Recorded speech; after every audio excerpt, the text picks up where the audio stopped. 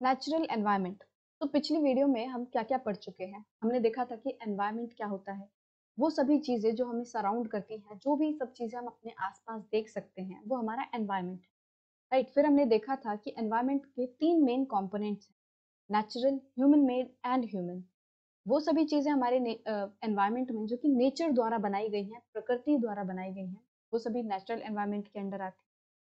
और दूसरा human made, वो सभी चीज़ें हमारे एनवायरनमेंट में जो कि ह्यूमंस ने बनाई हैं, जैसे कि रोड, बिल्डिंग्स, तो ये सभी चीज़ें ह्यूमन एनवायरनमेंट में आती हैं।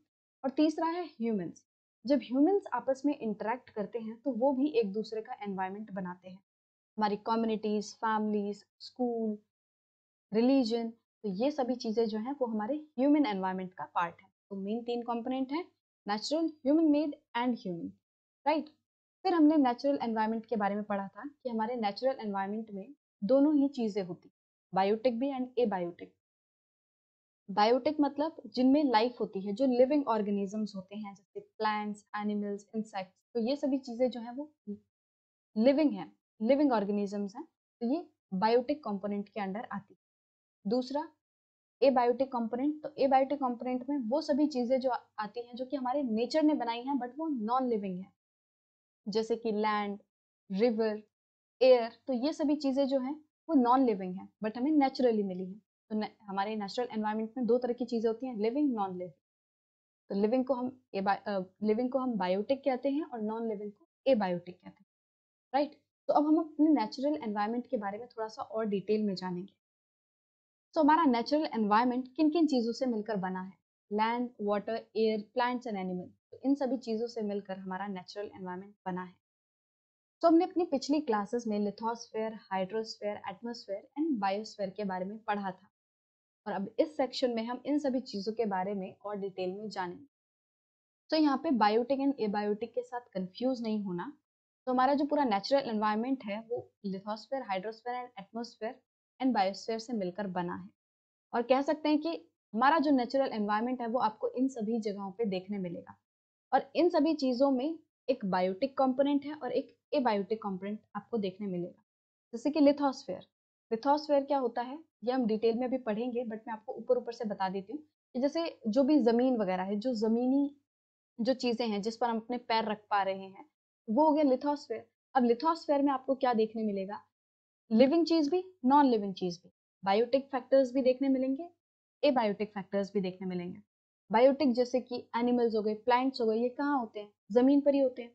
और फिर जो माउंटेन्स हैं, जो रिवर हैं, तो ये सभी चीजें आपको कहाँ देखने मिलेंगी? इसके अलावा जैसे कि सॉइल हो गया, रॉक्स हो गए, मिनरल्स हो गए, तो ये सभी चीजें आपको कहाँ देखने मिलेंगी?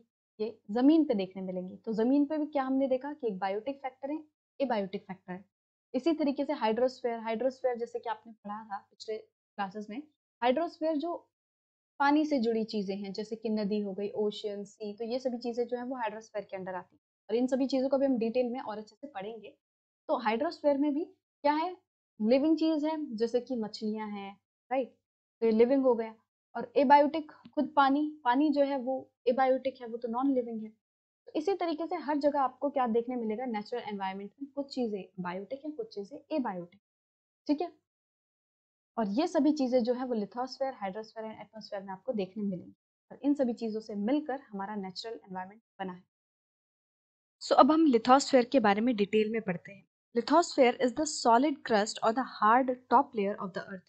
तो हमारे अर्थ का जो हार्ड टॉप लेयर है, इसका जो टॉप वाला लेयर है, जो सॉलिड पार्ट है, उसको हम क्या कहते हैं? लिथोस्फेयर। यहाँ पे हम पानी को इंक्लूड नहीं कर रहे हैं, आप ओशियंस वगैरह को इंक्लूड नहीं कर रहे हैं, वो सभी चीजें जो कि हार्ड हैं, जो सॉलिड वाला पार्ट है, उसको हम इंक्लूड कर रहे हैं। ठीक है। It is made up of rocks and minerals and covered by a thin layer of soil. तो हमारा जो लिथोस्फेयर है वो रॉक्स से मिलकर बना है, मिनरल्स से मिलकर बना है, और इसके ऊपर सॉइल का एक थिन लेयर है। जो सॉइल है वो हमारे लिथोस्फेयर के ऊपर फैली हुई है, एक थिन लेयर ऑफ सॉइल से हमारा लिथोस्फेयर घिरा हुआ है। ये एक इरेगुलर सरफेस है, इसमें अलग अलग तरह की लैंड फॉर्म्स हैं। लिथोस्फेयर में आपको माउंटेन्स देखने मिलेंगे, प्लेट्यूज, प्लेन्स, वैलीज। तो ये सभी जो अलग अलग तरह के लैंड फॉर्म्स हैं वो लिथोस्फेयर का ही पार्ट है। और इसके अलावा लैंड फॉर्म्स जो हैं, जो कि हमारे ओशियन फ्लोर्स पर भी पाई जाती हैं उनको भी हम लिथोस्फेयर के अंडर काउंट करते हैं। तो लिक्विड जो है ओशियन में आप कहोगे तो ओशियन बेड भी होता है, एक ऊपर ऊपर पानी हो गया, पर कहीं ना कहीं जाके तो जमीन होगी ना। तो वो जो ओशियन बेड है, जो ओशियन के सबसे नीचे जो टॉप लेयर है, जो हार्ड वाला लेयर है, वो भी हमारे लिथोस्फेयर का पार्ट है। So landforms are found over the continents and also on the ocean floors. जो ओशियन फ्लोर पे जो लैंडफॉर्म्स हैं वो भी, और जो कॉन्टिनेंट्स में जो लैंडफॉर्म्स हैं वो भी हमारे लिथोस्फेयर का पार्ट है। सो लिथोस्फेयर ऐसी डोमेन है जो कि हमें फॉरेस्ट प्रोवाइड करती है, ग्रासलैंड्स प्रोवाइड करती है ग्रेजिंग के लिए, जो हम जानवर वगैरह रखते हैं, या जो बाकी जानवर हैं जो घास फूस खाते हैं, वो कैसे जीते हैं, वो घास फूस खाते हैं, वो फॉरेस्ट में जो चीज़ें होती हैं उनको खाते हैं, तो इनके बेसिस पर वो अपना जीवन चलाते हैं। के अलावा ह्यूमंस जो है वो एग्रीकल्चर परफॉर्म करते हैं, वो खेती बाड़ी करते हैं, तो खेती के लिए लैंड चाहिए, तो लैंड कहाँ पे होती है? लिथोस्फेयर पे। इसके अलावा हम कहाँ रहते हैं? हम भी ज़मीन पे रहते हैं, और ज़मीन किसका पार्ट है? लिथोस्फेयर का पार्ट है। तो ह्यूमन सेटलमेंट के लिए हमें लैंड प्रोवाइड कराता है लिथोस्फेयर, लैंड हमारे एग्रीकल्चर के प्रोवाइड कराता है। और जो लिथोस्फेयर है, it is also a source of mineral wealth. जो मिनरल्स होते हैं अलग अलग तरीके के, जैसे कि आयरन ओर हो गया, और बाकी तरह के जो मिनरल्स हैं, वो भी हमें कहाँ से मिलते हैं? ज़मीन से ही मिलते हैं। ठीक है। तो लिथोस्फेयर क्या होता है? लिथोस्फेयर हमारे अर्थ का जो हार्ड टॉप लेयर है, मतलब अर्थ क्रस्ट का जो अर्थ के सबसे ऊपर वाला जो लेयर है, जो कि हार्ड है, सॉलिड है, उसको हम क्या कहते हैं? लिथोस्फेयर। लिथोस्फेयर अलग अलग चीजों से मिलकर बना है, ये rock, mineral and thin layer of soil से मिलकर बना है। इसमें अलग अलग तरह के लैंडफॉर्म्स होते हैं, जैसे कि माउंटेन हो गया, प्लेट्यूज हो गया, प्लेन्स हो गया, तो ये सभी चीजें जो है वो लिथोस्फेयर का पार्ट है। ठीक है। अब लिथोस्फेयर में दोनों ही तरह के लैंडफॉर्म होते हैं, वो जो कि कॉन्टिनेंट्स में मिलते हैं, ठीक है, और दूसरा जो कि ओशियन फ्लोर्स पे मिलते हैं। तो ये दोनों ही तरह के जो लैंडफॉर्म्स है वो लिथोस्फेयर का पार्ट है। और लिथोस्फेयर जो है वो हमें बहुत सारी चीजें प्रोवाइड करता है। जंगल हो गए, जंगल में जानवर रहते हैं, हम तो बाहर रहते हैं, हम तो जमीनों पे, जो जमीन बाहर है, जंगलों के बाहर है, उस पर अपना घर बनाते हैं, बट जानवर कहाँ रहते हैं? वो जंगलों में रहते हैं। जानवरों को घास चाहिए होती है खाने के लिए, तो ग्रासलैंड्स प्रोवाइड कराते हैं। हमें खेती बाड़ी के लिए लैंड प्रोवाइड कराता है, रहने के लिए लैंड प्रोवाइड कराता है। हमारी जो फैक्ट्रीज वगैरह हैं वो भी कहाँ बनती है? लैंड पे बनती हैं। तो लैंड जो है वो भी हमें लिथोस्फेयर से मिलती है, और कह सकते हैं लैंड जो है वो लिथोस्फेयर का पार्ट है। इसके अलावा लिथोस्फेयर में बहुत ही ज़्यादा मिनरल वेल्थ जो है वो भी पाई जाती है। राइट। अब हम बात करते हैं हाइड्रोस्फेयर की। The domain of water is referred to as hydrosphere. मतलब वो सभी चीज़ें जो वाटर से रिलेटेड हैं उसे हम हाइड्रोस्फेयर कहते हैं। It comprises various sources of water and different types of water bodies like rivers, lakes, seas, oceans, etc. It is essential for all living organisms. So जिन भी जगहों से हमें पानी मिलता है, जो भी वाटर सोर्सेस हैं, अलग अलग तरह की वाटर बॉडीज हैं, जैसे कि रिवर हो गया, लेक्स, सीज, ओशियंस, तो ये सभी चीज़ें हाइड्रोस्फेयर में आती हैं। हाइड्रोस्फेयर जो है वो हम सबको पता है, पानी हम सबके लिए बहुत ज़्यादा इम्पॉर्टेंट है। तो जो पानी है, जो हाइड्रोस्फेयर है, वो सभी लिविंग ऑर्गेनिजम्स के लिए बहुत ज़्यादा इंपॉर्टेंट है, इसेंशियल है। सो हमारी अर्थ पे जो भी आपको वाटर सोर्सेज दिखते हैं वो सभी हाइड्रोस्फेयर का पार्ट है, वो सभी मिलकर हाइड्रोस्फेयर बनाते हैं। ठीक है। अब बात करते हैं एटमॉस्फेयर की। The atmosphere is the thin layer of air that surrounds the earth. So हमारी जो अर्थ है उसके चारों तरफ एयर का एक पतला सा लेयर है, ठीक है, जो कि हमें दिखता नहीं है, बट ये बहुत ही ज़्यादा ज़रूरी है हमारे लिए।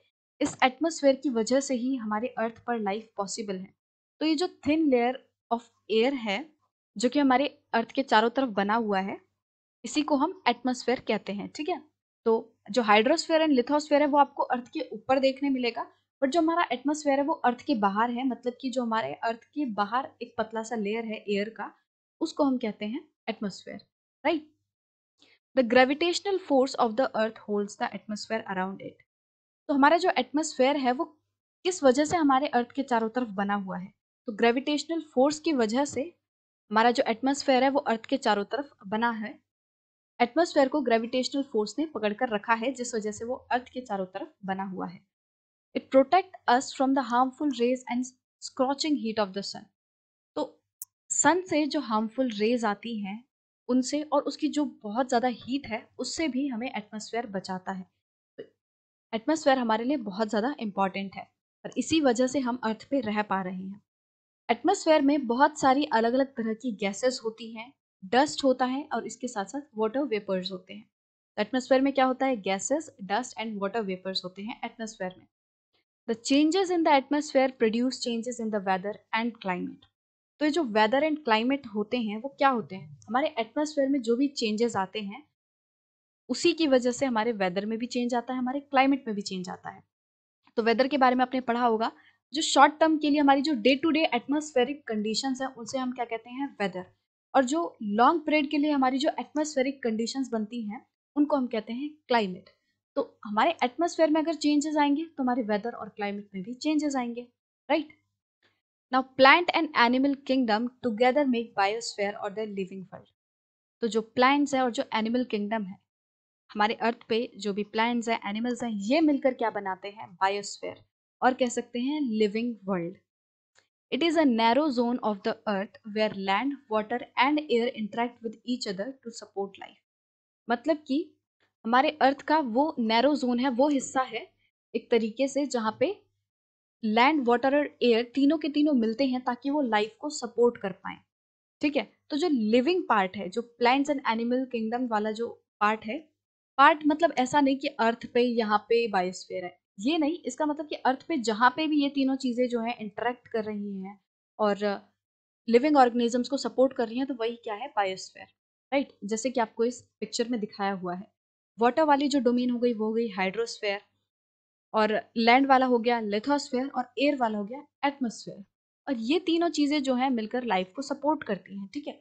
हमें रहने के लिए जमीन चाहिए, हम पानी में तो रह नहीं सकते, हमें पीने के लिए पानी चाहिए, हमें सांस लेने के लिए एयर चाहिए, ठीक है। तीनों की तीनों चीजें जो हैं वो हमारी लाइफ के लिए बहुत ज्यादा इसेंशियल है, ठीक है। तो ये तीनों चीजें मिलकर लाइफ को सपोर्ट करती हैं और उसको हम क्या कहते हैं, बायोस्फीयर, ठीक है। जहाँ लिविंग ऑर्गेनिजम्स जो है वो आपस में इंटरेक्ट करते हैं और उसको बाकी सब चीज़ें जो हैं, हाइड्रोस्फीयर, एटमॉस्फेयर एंड लिथोस्फीयर, जब सपोर्ट करती हैं तो उस सिस्टम को हम क्या कहते हैं, बायोस्फीयर। तो बायोस्फीयर आपको कहीं ऐसे देखने नहीं मिलेगा जैसे आप हाइड्रोस्फीयर को कह रहे हो कि पानी वाली जगह जो है वो हाइड्रोस्फीयर है, लैंड वाली जगह लिथोस्फीयर है। तो बायोस्फीयर वो है जहाँ पे सभी लिविंग ऑर्गेनिजम्स इंटरेक्ट कर रहे हैं और बाकी सब चीज़ें जो हैं, एटमॉस्फेयर, एयर, वाटर, लैंड, ये जो हैं, जब वो हमें लिविंग रखने के लिए, लाइफ को जब सपोर्ट करने कर रही हैं, तो उसी को हम क्या कहते हैं, बायोस्फीयर। सो हम एनवायरनमेंट के बारे में पढ़ रहे हैं तो इसके बारे में देख लेते हैं कि एनवायरनमेंट वर्ड जो है वो आया कहाँ से। एनवायरनमेंट वर्ड जो है वो फ्रेंच वर्ड एनवायरनर से मिलकर बना है, और एनवायरनर का मतलब क्या होता है, नेबरहुड, ठीक है। तो जो भी हमारे आसपास है, जो भी हमें अपनी नेबरहुड में दिखता है, वही क्या है, हमारा एनवायरनमेंट, ठीक है। सो अब इस सेक्शन में हमने देखा कि हमारा जो नेचुरल एनवायरनमेंट है वो लिथोस्फेयर, हाइड्रोस्फेयर, एटमॉस्फेयर से मिलकर बना है, और जो बायोस्फेयर है वो भी हमारे नेचुरल एनवायरनमेंट का पार्ट है। बायोस्फेयर वो वाला सिस्टम है जहाँ पे ये तीनों चीज़ें मिलकर लाइफ को सपोर्ट करती हैं, ठीक है। जहाँ पे जो लिविंग ऑर्गेनिज्म है वो एक दूसरे को सपोर्ट करते हैं, एक दूसरे से इंटरेक्ट करते हैं, तो उसको क्या कहते हैं हम, बायोस्फेयर, ठीक है। लिथोस्फेयर जो हमारे अर्थ का सॉलिड पार्ट है, अर्थ क्रस्ट का जो टॉप लेयर है, उसको हम कहते हैं लिथोस्फेयर। हाइड्रोस्फेयर जो वाटर बॉडीज हैं, जो पानी वाला हिस्सा है, उसको हम हाइड्रोस्फेयर कहते हैं। एटमॉस्फेयर जो हमारे अर्थ के चारों तरफ एक एयर का ब्लैंकेट बना हुआ है, उसको हम कहते हैं एटमॉस्फेयर। और ये सभी चीज़ें हमारे जीने के लिए बहुत ज़्यादा ज़रूरी है।